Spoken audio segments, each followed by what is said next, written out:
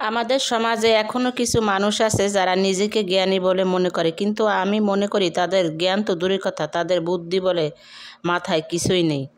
আসসালামু আলাইকুম আমার প্রিয় ভাই ও বোনেরা, সবাই কেমন আছেন? আশা করি যে যেখান থেকে আমার এই ভিডিওটা দেখছেন সবাই ভালো আছেন, সুস্থ আছেন। আমি নাজু বলকার বাংলাদেশি ছোট্ট একটি চ্যানেলের পক্ষ থেকে আপনাদের সবাইকে জানাই অনেক অনেক শুভেচ্ছা। আজকে আমার ভিডিও টাইটেল এবং থাম্বনেল দেখে বুঝতেই পারছেন যে আমি কি বলতে চাই। আজকে কোনো রান্নাবান্না নয়, আমার ভালোবাসার মানুষগুলোর সাথে থাকছে আমার মনের কিছু কথা। তো রান্নাবান্না নেই বললে ভুল হবে। আসলে তো দেখলেন যে আমি এখানে রান্নাবান্নাও করতেছি। আমি রুই মাছ ভুনা করতেছি টমেটো দিয়ে, আর হয়েছে আমি ঘরের সম্পূর্ণ কাজ আজকে করে নিব। কাপড় ধোয়া, তারপর ঘর মোছা, ঘর ঝাড়া মোছা, সব কিছু ইন টোটাল যা আছে সব। তো এখন সময় হচ্ছে সকাল 9টা, আর আজকে 9টা বাজেই কিন্তু ভিডিও শুরু করে দিয়েছি কাজকর্মের মধ্য দিয়ে। তো কালকে আমি মনে মনে ভাবছি যে আমার টেবিলের গ্লাসটা একটু পরিষ্কার করব, কারণ গ্লাসটা অনেক ময়লা হয়ে গেছে। সেই জন্যই রাত্রে আমি টেবিলের উপরে কোনো কিছুই গুছাইনি, একবারে সব কিছু এলোমেলো অবস্থায় ছিল। তো আমার খাবার দাবার সব সময় কিন্তু টেবিলের উপরে থাকে, আমি রান্নাঘরে আসলে রাখি না। টেবিলের উপরে রাখার কারণ হয়েছে যার যখন মন চায় নিয়ে খায়, আমি কাউকে বেড়ে দেই না কোনো খাবার। আমি শুধু রান্নাঘর থেকে এনে আমি টেবিলের উপরে রাখি। তো এখানে এক টুকরা টিস্যু দিয়ে আমি টেবিলটা পরিষ্কার করার চেষ্টা করছি, কারণ এটা যেহেতু গ্লাস আর মেডিসিন ছিল আমার, সেগুলো আমি বাসা পাল্টানোর সময় হারিয়ে ফেলছি, পাইতেছি না। তো যাই হোক, একটু কষ্ট হইতে আছে আর কি মোছামুছির জন্য। যাই হোক, সবাইকে আমি অনুরোধ করে বলছি আমার ভিডিওটা সম্পূর্ণ দেখার চেষ্টা করবেন, আর যদি ভালো লাগে প্লিজ একটা লাইক দিয়ে দেখা শুরু করবেন। আমার প্রিয় ভাই ও বোনেরা, একটা লাইক দিতে কিন্তু টাকা পয়সা লাগে না। আরেকটা কথা হলো, আমার বাস্তব জীবনে আমি কারো ভালোবাসা পাইনি, পেয়েছি শুধু কষ্ট। তবে এই অনলাইন জগতে এসে আমি এত ভালোবাসা পেয়েছি যা আমি কোনোদিন কল্পনাও করতে পারি নাই।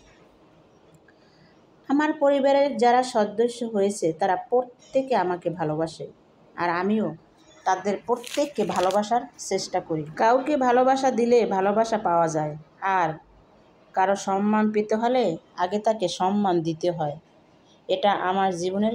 কারো সাথে বিশ্বাসঘাতকতা করা, কাউকে অপমান করা, কারো আমানত খেয়ানত করা এবং কারো আপ্যায়নের বদনাম করা, এর কোনোটাই আমি পছন্দ করি না। আর আমার সাথে কেউ করুক এটাও আমি চাই না। তাই আমাকে কেউ 1 গুণ সম্মান দেখাবে, আমি তাকে 10 গুণ সম্মান করব। এটা আমার পারিবারিক শিক্ষা। তো এই যে দেখুন, এই সোফাগুলো কিন্তু আমি বেশ কয়েকদিন হয়েছে ঝাড়া মোছা করছি। তো এগুলোর ভিতরে প্রচুর ময়লা পড়ছে, আর এখানে তো জানেন প্রচুর ময়লা। বিল্ডিংয়ের কাজ চলে আশেপাশে, তারপর আমরা যেটায় থাকি সেটার উপরেও কাজ চলে। তো সেই জন্য আর কি প্রচুর ময়লা পড়ে। আর দেখেন এগুলা মানে এমন একটা অবস্থা হয়েছে যে ঝাড়া পোছা দিলে তাতেও কোনো কাজ হয় না। তো কি করব বলেন, যখন সময় পাই তখন একটু ঝাড়া পোছা দেই, আর সময় না পেলে তো নাই, এই অবস্থায় আছে। তো আমার প্রিয় ভাই বোনেরা, কেমন লাগে আজকে আমার কথাগুলো শুনে? একটু হৃদয় বিদারক লাগে না? হ্যাঁ, ঠিকই বলছেন।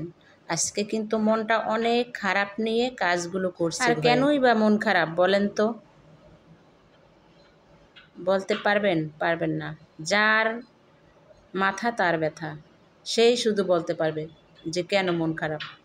একটা কথা আছে না, যে যার জন্য করি চুরি সে বলে চোর। তো এই হয়েছে আমার অবস্থা। মানুষের জন্য যতই ভালো করি না কেন, সেখানে গিয়ে বদনামের ভাগী হই, আর এটা আমি কয়েকদিন পরেই ভুলে যাই। তো সেই জন্যই আজকে আমার ভিডিওটা করা।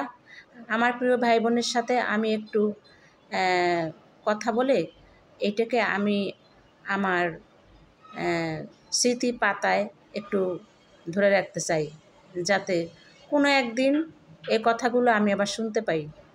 ঠিক আছে? আর মানুষের কাছে গিয়ে মানুষকে বেশি ভালোবেসে এতবার ধোঁকা খাই, তারপরও আমি মানুষকে বেশি ভালোবাসতে যাই। আসলে বোনেরা, কাউকে বেশি ভালোবাসা দেখাবেন না, তাহলে পস্তাতে হবে। আজকে আমার কথাগুলো শুনতে যদিও তিতে লাগতে পারে, আসলে তিতে না, আমার নিজের বাস্তব জীবনের ঘটনা দিয়ে আমি বলছি। মানুষকে বেশি ভালোবাসা দেখাতে নেই, বেশি মায়াও দেখাতে নেই। মানুষের জন্য ভালো কিছু করতে গেলেই বিপদ। তো তো আমি হয়েছে এখন এই যে দেখলেন ঘর একটু ঝাড়পোছ দিলাম, সোফাগুলো পরিষ্কার করে নিলাম। এখন ঘর ঝাড়ু দেব, ঘরগুলো ঝাড়ু দিয়ে প্রত্যেকটা রুম ঝাড়ু দেব, পরিষ্কার করব, তারপর বিছানা গুছাবো, তারপর অনেক কাজ আছে আজকে বাকি, সেগুলো সব একে একে আমি করে নিব। আর হলো এই যে দেখেন অনেকগুলো কাপড় জমছে ধোয়ার জন্য, তো সেগুলো আমি এখন গরম পানি করে তারপর শেষে ভিজিয়ে নেব। তো একটার ভিতরে আর একটা কথা বলি, কালকে রাত্রে হঠাৎ আমার এই যে সিলিন্ডার গ্যাস ফুরিয়ে গেছে।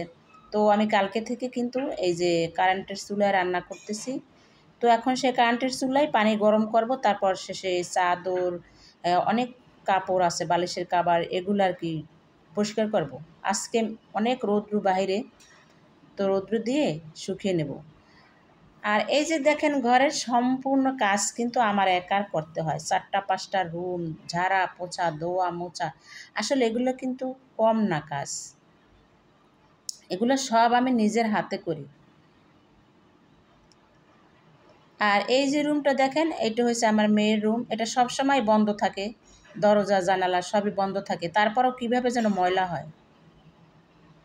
তো এটাকেও আমার মাঝে মাঝে পরিষ্কার করতে হয়। এই যে ঝাড়ু দিলাম, অনেক ময়লা এখন বের হয়েছে। তো এখানে হয় কি, এখন যেহেতু আপাতত রুমটা খালি, মেহমান আসলে একটু থাকে এই, আর আমার ছেলেও থাকে মাঝে মাঝে।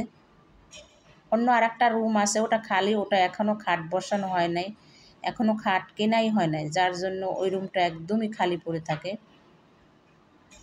আসলে কেনা যায়, কিন্তু বললেই তো আর কেনা যায় না, টাকা পয়সারও ব্যাপার স্যাপার আছে। তারপর শেষে ওই যে একটা কথা আছে না, যে টাকা থাকলে বিলাসিতা করা যায়, টাকা না থাকলে কোনো কিছু বিলাসিতা করা যায় না। তবে আমার যে আগের বাসাটা, সেই বাসাটা এই বাসাটার চেয়ে একটু ছোট ছিল, কিন্তু এখানে আসার পরে বাসাটা একটু বড়। তো সেই হিসাবে কিন্তু আমি জিনিসপত্র গুছাতে পারি নাই, সাজাতে পারি নাই, কারণ বোঝেনি তো সাজাতে গেলে অনেক কিছুরই দরকার হয়। তো সেগুলো আমার কিছুই নেওয়া হয়নি। তারপর মাঝখানে আমার একটা অনুষ্ঠান গেল, মানে বাজে ঝামেলায় কোনো কিছুই করা হয়নি। তো এইখানে হয়েছে আমি এখন এই যে সব রুম পরিষ্কার করে, এখনও মুছি নাই, মুছবো, অফ ক্যামেরায় মুছবো, সব কিছু তো আর আপনাদের দেখাইতে পারি না। তো এখন আমি পাকের ঘরে ঢুকলাম, এই যে দেখেন হান্ডি পাতিল এত জমছে যা বলার মতো না, একদম দেখেন এই যে লাম্বাভাবে র্যাকের উপরে সব ভরা। তো এগুলো এখন আমি পরিষ্কার করব, পরিষ্কার করে তারপর শেষে রান্নাঘরটা পরিষ্কার করে নেব, চুলা পরিষ্কার করে নেব, গ্যাস যেহেতু নাই চুলোটা একটু উল্টিয়ে পাল্টিয়ে তারপর শেষে পরিষ্কার করে নেব। তো আমার লক্ষ্মী বোনেরা, আমার ভিডিওটা কিন্তু অনেক বড় হয়ে যাইতেছে, আমি এখন আপনাদের কাছ থেকে বিদায় নেব। দেখা হবে আবার পরবর্তীতে নতুন কোনো ভিডিও নিয়ে আপনাদের সামনে। আর বিদায়বেলা আপনাদেরকে একটা কথাই আমি বলে যাই, হুঁশিয়ার করে দিয়ে যাই, যে আপনারটা খেয়ে পরে যে আপনার বদনাম করছে তাদের ধারে কাছেও ঘেঁষবেন না, তাদের কাছ থেকে 10 মাইল দূরে থাকবেন। এটা আমার জীবনের শিক্ষা। আমি চাই আপনাদেরকেও এই রকমের একটা সতর্কবাণী দিয়ে যাওয়ার জন্য। তো সবাই ভালো থাকবেন, সুস্থ থাকবেন, আর আমার জন্য দোয়া করবেন। আর এই যে দেখেন আমি পাকের ঘর চুলা সম্পূর্ণ কিন্তু এখন সুন্দর করে মোছামাছি করতেছি, একদম আয়নার মতো ঝকঝক করে। আমার নিজের কাজ আমি নিজে যতটুকু সুন্দর করে পরিষ্কার করে করব, অন্য মানুষ কিন্তু তা করবে না। তো সেই জন্যই আসলে আমার না কারো কাজ পছন্দ হয় না, যার জন্য আমি একা হাতে কাজ করি। একজন মানুষ যদি রাখি, সে কিন্তু আমার মতো এরকমের করবে না, আমি যেরকমের আমার জীবনটা দিয়ে আমার কাজটা আমি শেষ করি। সবসময় আমি রান্নাঘরটা পরিষ্কার করলে আমি এমনভাবে পরিষ্কার করি যাতে একদম চেহারা দেখা যায়, এই যে টাইলসের ঝকঝক চেহারায় এত সুন্দর লাগে যা বলার মতো না।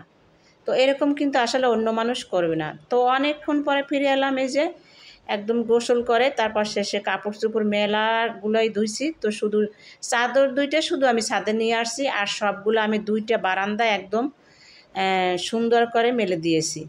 শুধু চাদর 2টাই ছাদে নিয়ে আসছি, যেহেতু অনেক রৌদ্র আছে, শুকিয়ে যাবে। তো আমার আজকে সারাদিনের কাজগুলো দেখে আপনাদের কেমন লাগছে অবশ্যই কমেন্টে জানাবেন, আর আমার জন্য সবাই দোয়া করবেন, আমিও সবার জন্য দোয়া করি। সবাই ভালো থাকুন, আল্লাহ হাফেজ।